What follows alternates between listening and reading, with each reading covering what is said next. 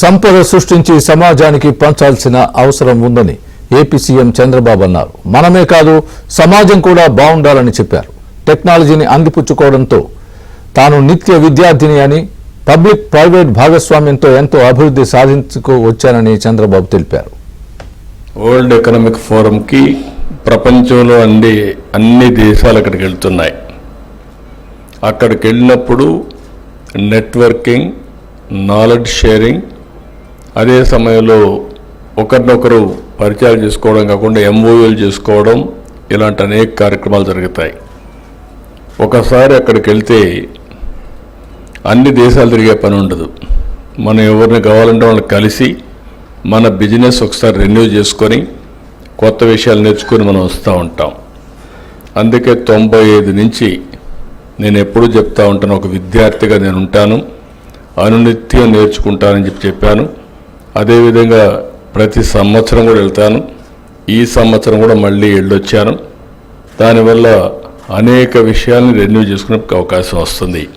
ఎప్పుడైతే economic reforms వచ్చాయో public private partnership వచ్చింది. అంత మునుపు ప్రభుత్వాలు డబ్బులు లేవు, మేమేమి చేయలేము అని చెప్పే దగ్గర నుంచి పబ్లిక్ ప్రైవేట్ పార్ట్నర్షిప్తో ఏ పనైనా కూడా సుజావుగా చేసే పరిస్థితికి వచ్చారు.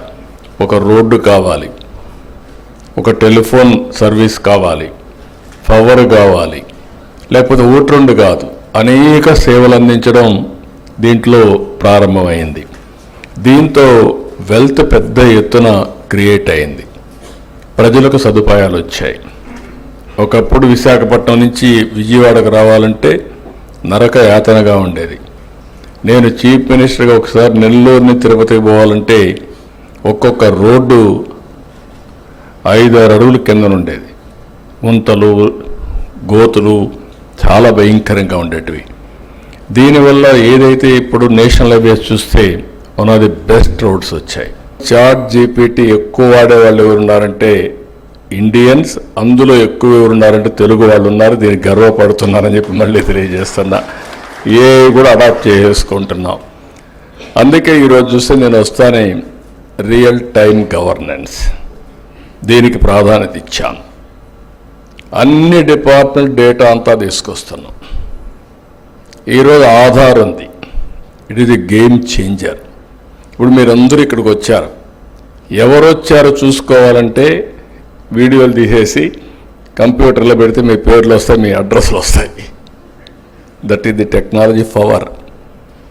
అందుకే ఆధార్కు biggest advantage authentication of every citizen. ఆంధ్రప్రదేశ్లో 5,20,00,000 మంది, 5,05,00,000 మంది దాకా ఉన్నారు. అందరినీ ఆధార్ అథెంటికేషన్ చేశాం.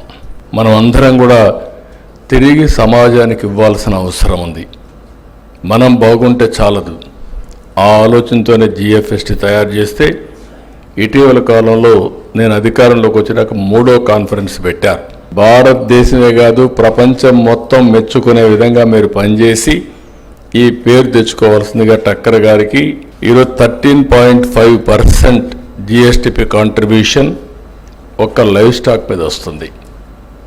42 లక్షల మందికి జీవనోపాధి ఈరోజు లైవ్ స్టాక్గా తయారైంది.